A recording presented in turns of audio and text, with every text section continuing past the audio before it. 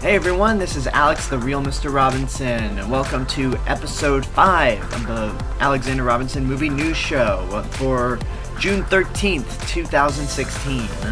Now, before we get into the news, I feel like I need to address what happened over the weekend with Orlando and what is the biggest mass shooting in the country.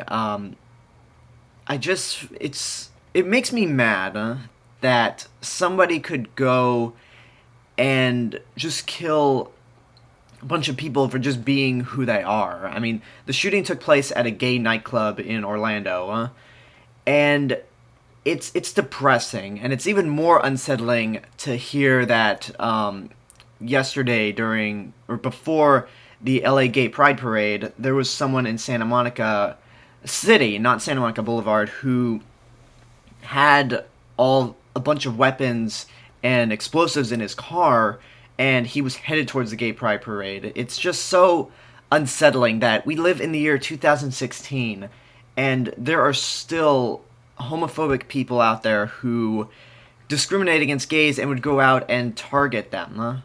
It is pathetic and depressing. And the fact that one of our presidential candidates is leading his campaign through racism, xenophobia, homophobia, sexism, it's just insane. I don't mean to get all political, and I don't mean to start the show on a depressing note, but I would feel worse if I didn't say anything. So I'll just say this. My heart and thoughts go out to all the friends and family members of the victims of that shooting. It is just terrible, and it just really, love is more powerful than hate, and I hope one day future generations will learn that, and that's a world that I want my kids to live in. I don't want a world where mass shootings just seem like an everyday occurrence. Nobody wants that. So again, I apologize for starting the show on such a down note, but I felt like I had to say something. I would have felt even worse if I didn't say anything. So I mean, this is a movie news show, so let's just get into the movie news. And there's a few interesting stuff worth mentioning.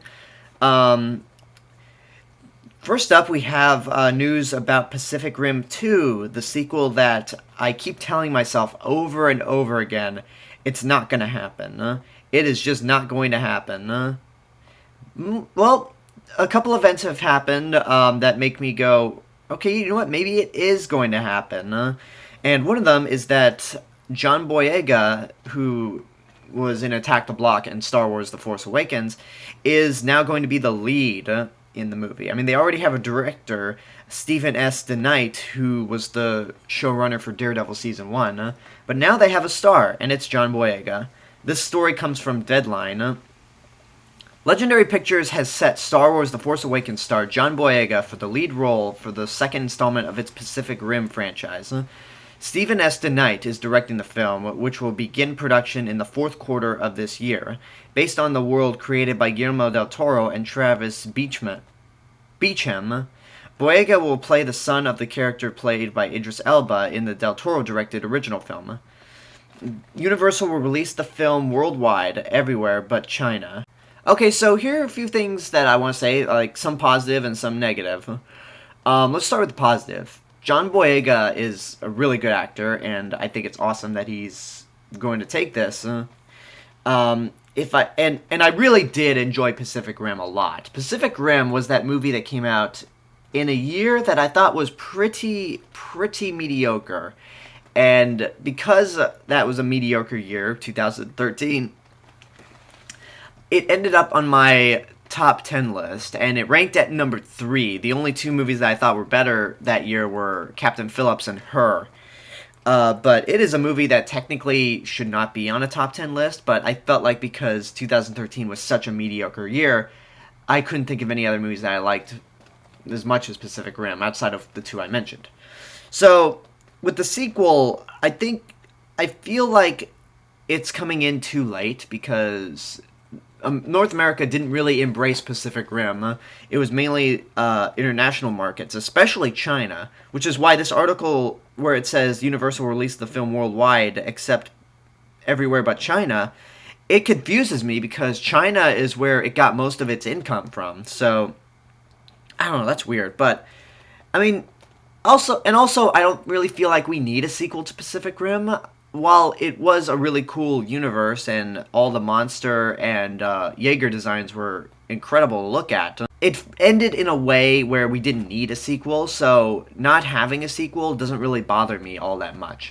Like, if anything, I'd rather see, like, an animated series set, like, before the events of the movie, where we just follow different Jaegers as they take on all of these monsters around the world. And yes, I'm saying monsters. One thing that I hate that Pacific Rim did is it made every Godzilla fan or whatever, like, straight up call them kaiju. And really, unless you're speaking Japanese, I just prefer to call them monsters. Now, one thing that I am actually not too fond of with this casting is where it says that John Boyega will play Idris Elba's son, which I feel is a mistake, because I feel like it would be much better and it would be more inspirational for whatever character John Boyega is playing if he, like, looked up to the heroes of the first Pacific Rim and said, you know what, I want to be one of those guys. Everything doesn't have to be connected when making a franchise,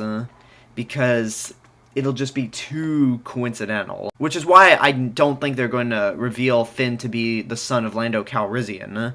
Because, well, I mean, Billy D. Williams isn't listed to be in any of the Star Wars movies. New ones, as far as my knowledge goes. And since they established that Finn was taken away from his family at a very, very young age, and given the fact that Lando fought with the Rebel Alliance and helped destroy the second Death Star, he would not allow the First Order to take away his son, especially since the First Order rose from the ashes of the Galactic Empire. But I'm getting a little sidetracked.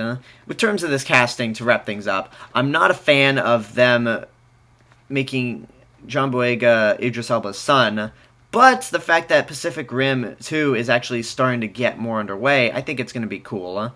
I don't think it's going to be a hit, and if it is true that they're not going to release the movie in China like Deadline says, that's going to be a huge mistake, because China really does love their giant robots. I mean, that's why the Transformers movies make so much money, because China goes to see them. I mean, good for them. They like what they like, but whatever. Okay, moving on. Let's go into a story that I think had most people scratching their heads and going, huh? Which is, and this story comes from The Hollywood Reporter, Mel Gibson planning Passion of the Christ sequel.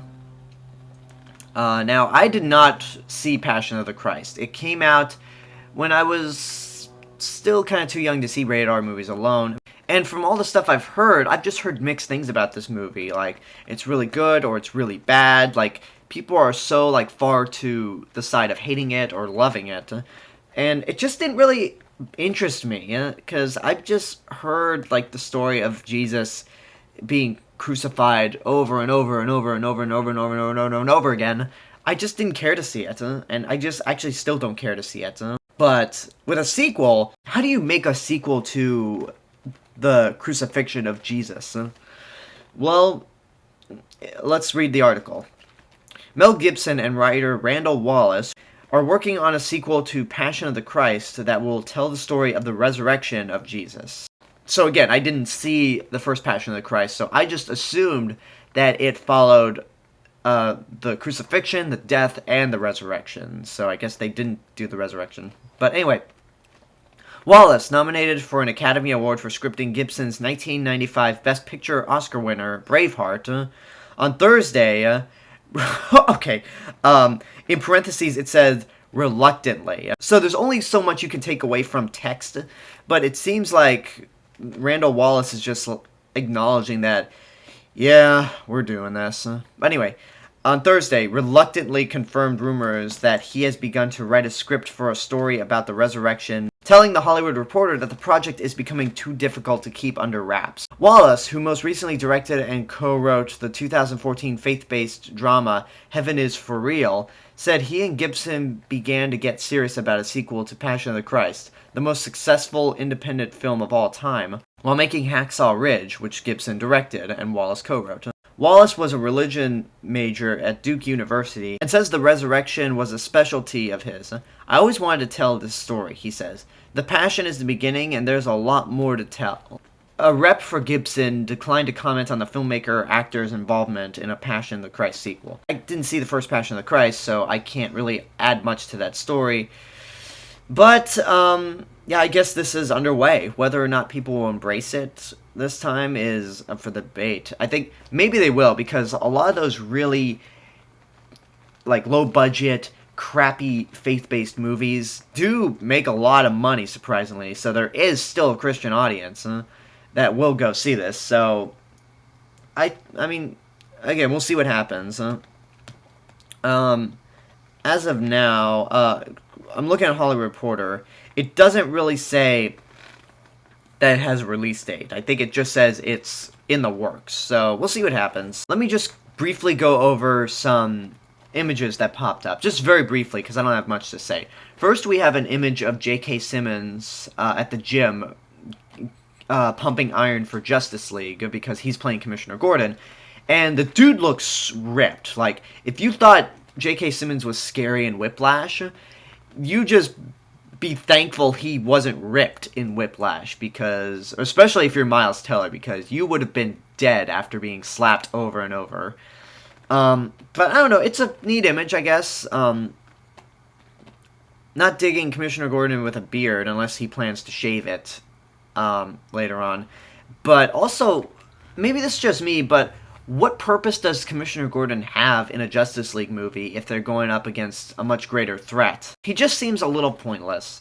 I don't know, we'll see what happens. The other set of images are the Wolverine 3 images. Basically, the images just show like an older Hugh Jackman as Wolverine with a beard, and an older Charles Xavier. Like, this is the first time I've ever seen Patrick Stewart, like, look old, because Patrick Stewart, like, if you go do comparison images, like, if you compare him in Days of Future Past and then him in, like, Season 1 of Star Trek The Next Generation, he pretty much looks the same, except Captain Picard had hair, and Charles Xavier doesn't.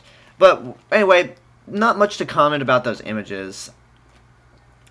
So before I move on, I'd like to take this time to remind you that if you love what I'm doing on this channel, whether it's movie reviews, let's plays, or podcasts, you can go over to patreon.com/TheRealMrRobinson and go donate a monthly fee.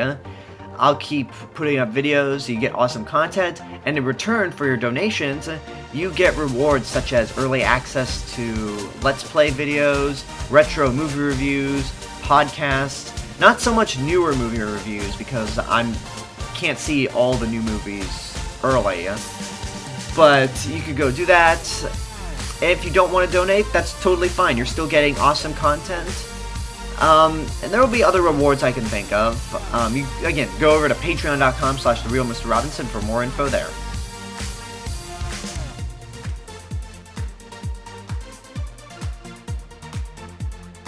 Back to the news. Let's get into the world of film music.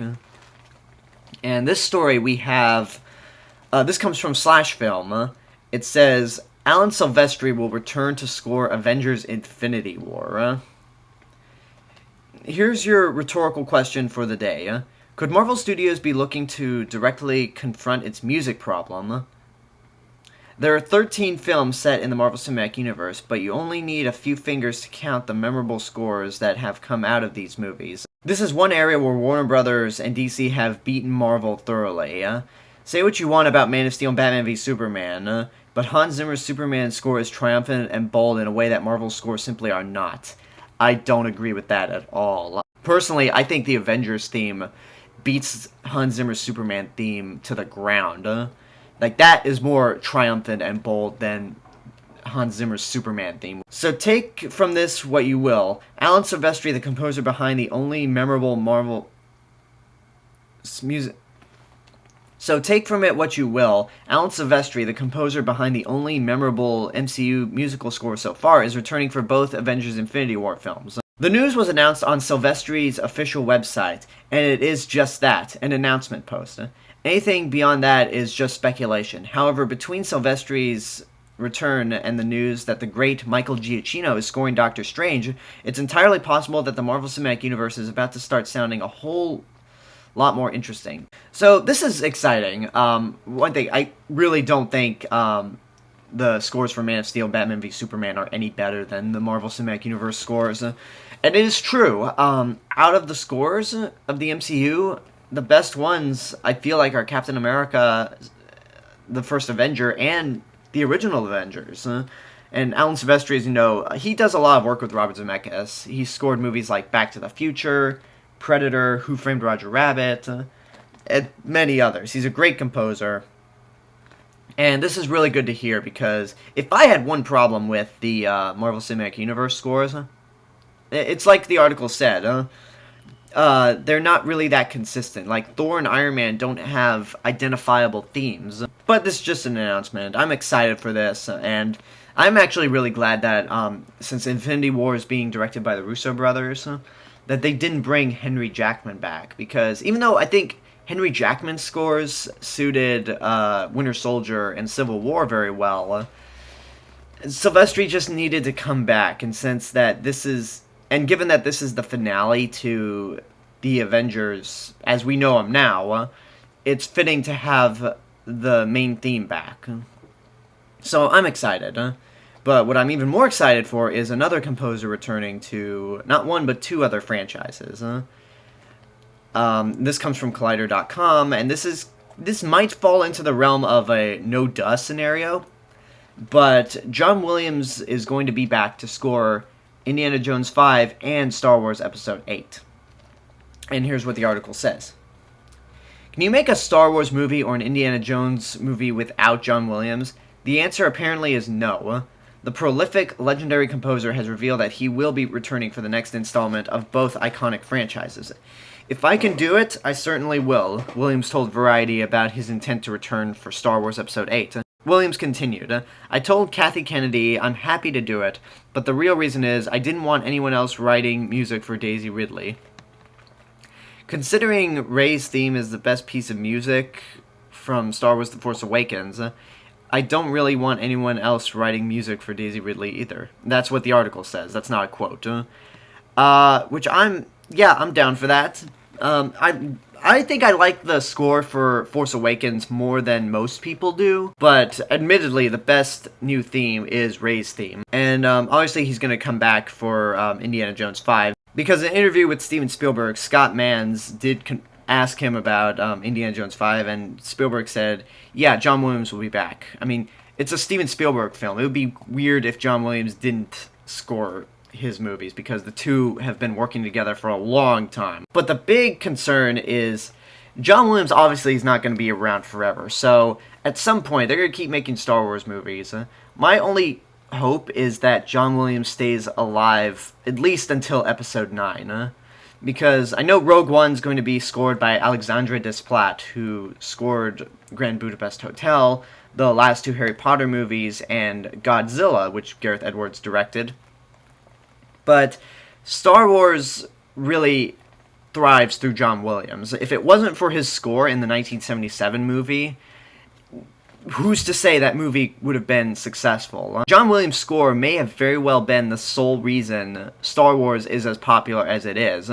That's not to say everything else isn't bad, because it's all amazing, except for the prequels. But John Williams really did help make the movies much better than you could think they were. And when you look at the prequels, his scores make the movies at least watchable, because if it wasn't for John Williams, the prequels would be totally unwatchable. So this is all good news in terms of film music out there. Two of my favorite composers coming back for some of my most anticipated movies, even though I am a little hesitant about Indiana Jones 5.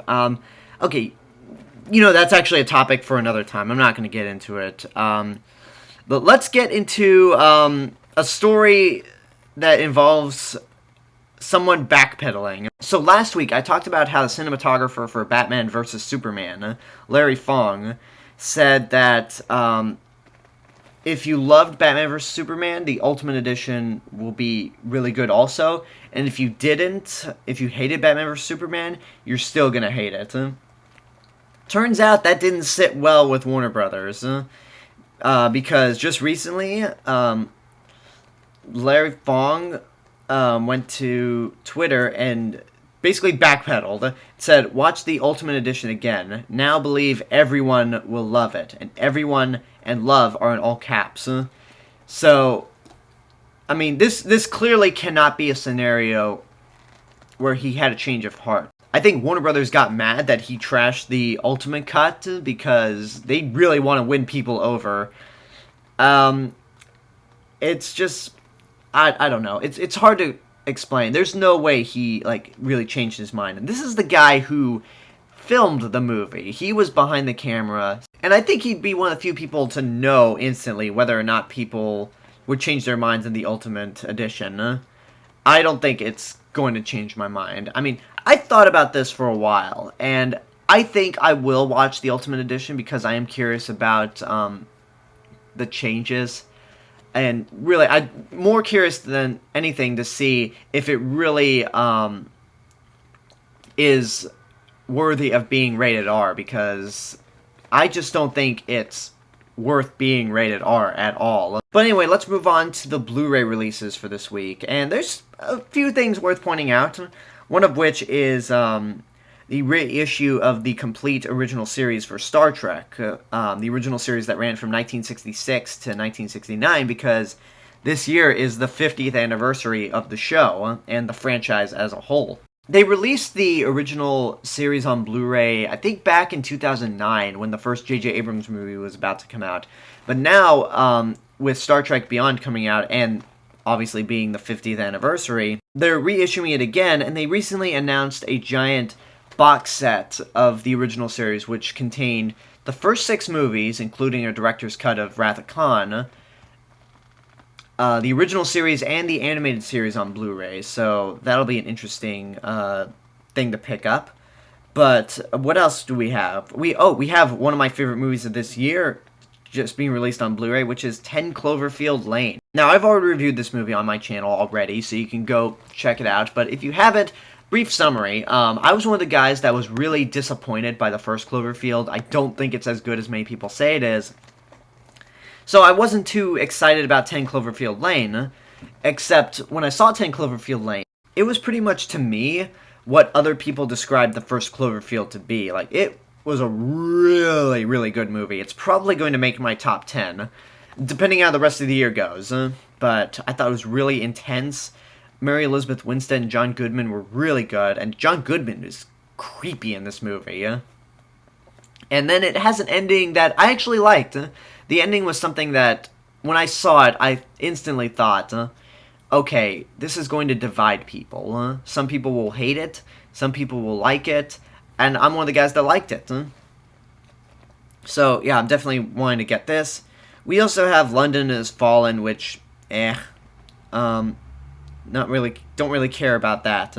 And just out of curiosity's sake, we have the Blues Brothers double feature, which there's only one Blues Brothers worth owning, the original, not Blues Brothers 2000.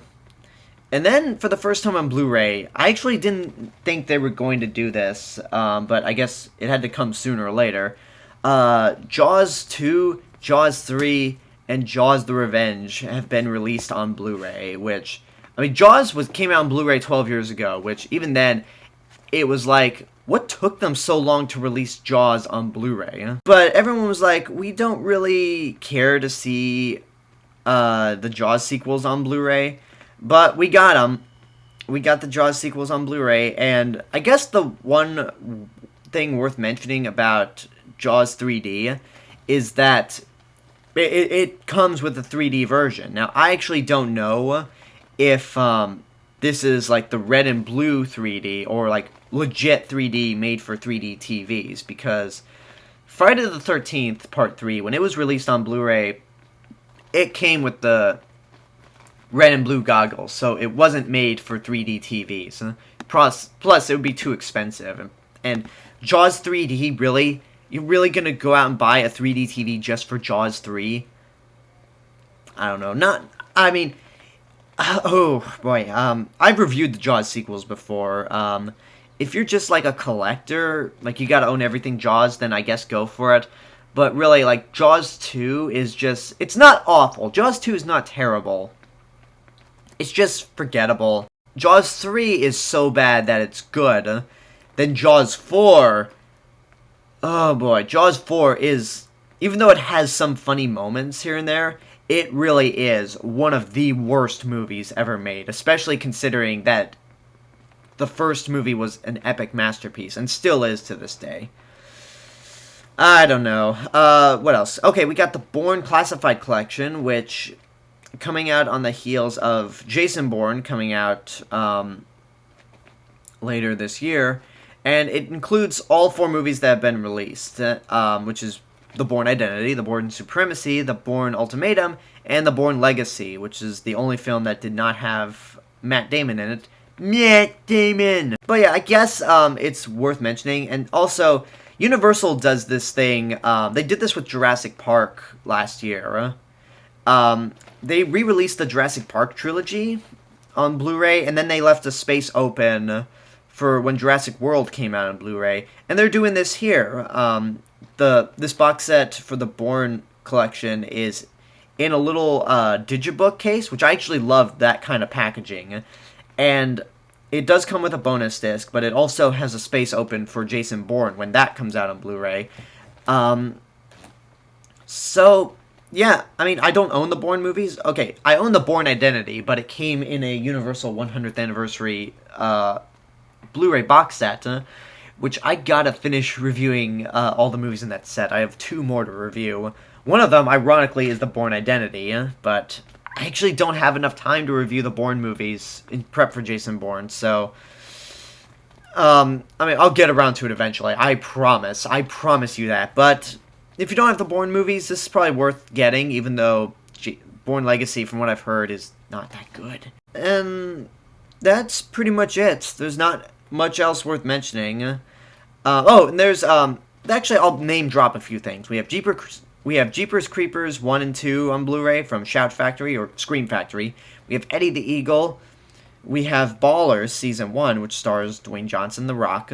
We have the X-Files event series on Blu-ray, and that's pretty much worth mentioning, and that does it for the show. I hope you enjoyed the show. Let me know your thoughts on all these news stories, on John Boyega in Pacific Rim, Alan Silvestri returning for Infinity War, John Williams returning for Star Wars and Indiana Jones, the cinematographer for Batman v Superman backpedaling on his comments last week. Just let me know what you think. Like, comment, subscribe, share with your friends. Don't forget to check out my official website. You can also follow me on Twitter at RealMr_Robinson, Facebook /TheRealMrRobinson, Instagram at TheRealMrRobinson. You can go find me on Riff.tv, Periscope, and again, as I said, if you love what I'm doing, you can go to Patreon.com and give out a donation to help the channel grow. If you don't, that's fine, because you're still getting awesome content. So until next week, this is The Real Mr. Robinson telling you, there is only one.